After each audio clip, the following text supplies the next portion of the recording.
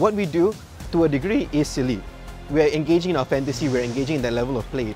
But that doesn't mean that it can't also be serious at the same time, right?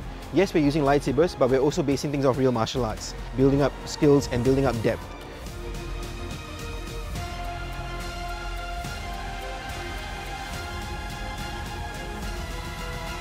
Popularized by the iconic Star Wars movie series, lightsaber duels are depicted in epic clashes between the Jedi and Sith, reserved for those trained in the ways of the Force.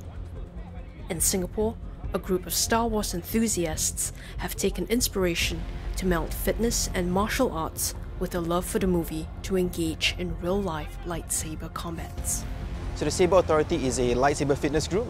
We base our fitness on martial arts to add some depth to what we do and keep it accessible to everyone. I joined this group back in 2014. I saw an ad for this, I'm like, this seems a bit too good to be true. I came in thinking it'll be one session of fun, that's about it. I didn't expect to be completely exhausted by the end of the session. And when that happened, I thought to myself, this seems like an interesting way to do fitness.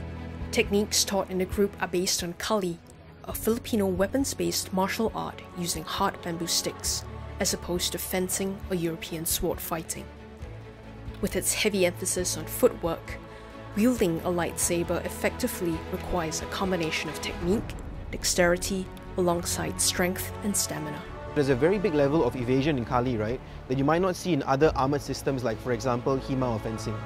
And then the other element of it as well is because we are unarmoured, every strike that we have to do also has to protect ourselves. The system involves a lot of footwork in how do you position yourself, step in, step out.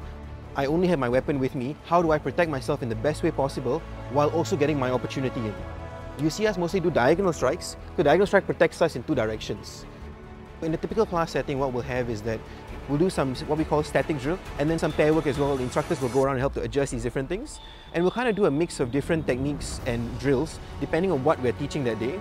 And that will go on for the bulk of the lesson until we hit to the end of it where we'll start to go into our sparring. We don't do choreography. So everything for us is a live demonstration. But because of that as well, we've got to be super careful. Lightsabers used in combat are specially crafted to withstand the heavy impacts of clashes, and some come equipped with sound effects. The sport has brought together a diverse community of people bonded by interest and a genuine willingness to teach and share. It's a very broad spectrum of people that come by here. We've got tons of different people and occupations, and of course you also got range in your fitness level. I love mixing around with the people, and especially sometimes after class we have fight clubs where we do extra practices where we can try out our own styles, we can try out holding two sabers. It's very different from the movies, because in the movies you have like a bunch of blocks, but this one is a totally different style. My assumption was to come here and actually do what I've seen people do in the movies, right? I expected to do the flares, I expected to do the fancy moves, and what tempered me was actually the real-life applications of actual lightsaber dueling. With the roots in actual martial arts, you learn the purpose behind every step, every stroke. There is a fellowship amongst the people here. It's good to have a common goal together with this social circle. After you kind of spar with someone, you're all kind of brought down to the same level. I think that's something that's really special to me.